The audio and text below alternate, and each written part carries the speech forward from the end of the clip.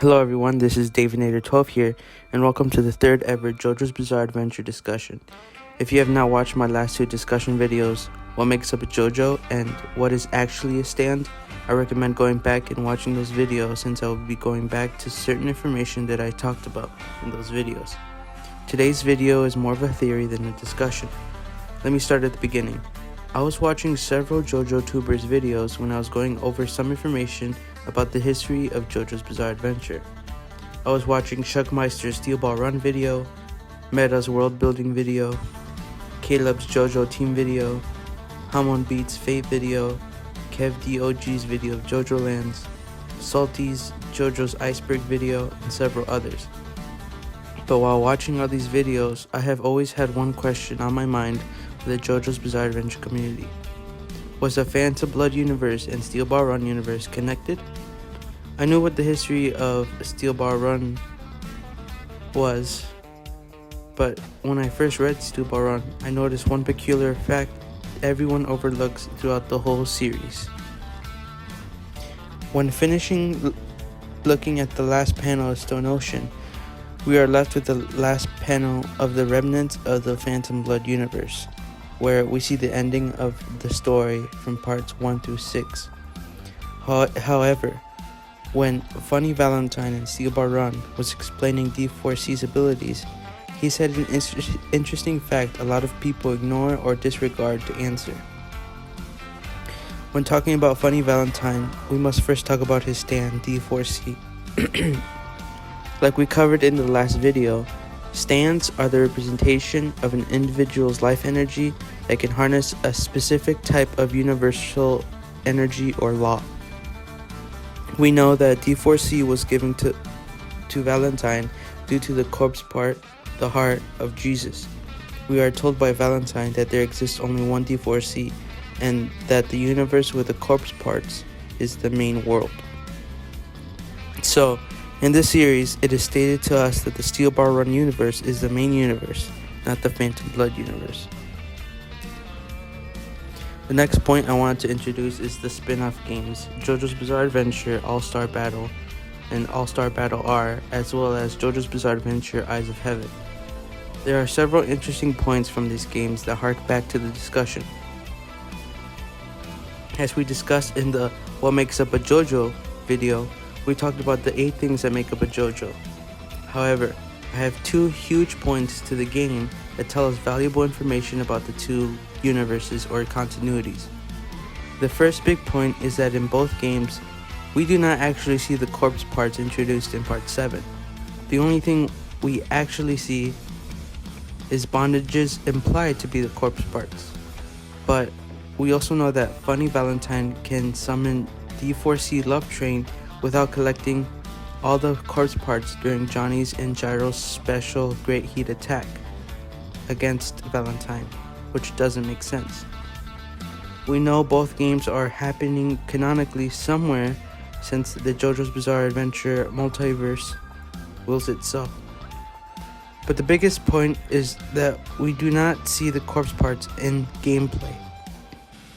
The second point is that when playing Dio from part 3, you can use a move that can suck your opponent's blood. The special thing about this move is that when using it on a Joestar, Dio will enter his greatest high state. However, Dio does not enter the state when doing the move against either Johnny or Josuke part 8, even though both are JoJo's. Now, why would the game developers do this? By accident? I do not believe so. This tells me 2 things. 1, Dio can only get high on Jonathan's blood. And 2, Johnny's blood is different than Jonathan's. The first thing is important, but the second thing is more important than you can even imagine. When talking about Jonathan and Johnny, we are led to believe that both are the same character but in different universes. However, I no longer think that is the case. Since we know that the Steel Ball Run universe is the main universe, we can now confirm that the Phantom Blood universe, or parts 1 through 6, is another universe using the Steel Ball Run universe as a template. Now you're asking, oh, Davinator12, you have no proof of that. There is not a connection between both universes. The Steel Ball Run universe characters are just a remix of the Phantom Blood universe characters. Now, I would have agreed with you and said the same thing about a year ago, but this year we have had all our perspectives shattered with one singular character. Before I continue, I will have major spoilers for parts 1 to 9. Let me introduce to you a very Sigma Chad character created just to frick with all our minds. Our very own happy little mangaka, Rohan Kishibe. Rohan Kishibe has now appeared in both the Steel Ball Run universe and Phantom Blood universe, looking the exact same, and at the time when the JoJo Lands chapter released, the whole community rattled and yelled out of hype and confusion. No one knew how or why. Rohan Kishibe is the connection between both universes. However, we can now see that there have been at least 2 Rohans appearing in the spin-off Thus Spoke Kishibe Rohan side series due to Rohan's adopted dog, Bakim, that makes an appearance in JoJo Lands as well.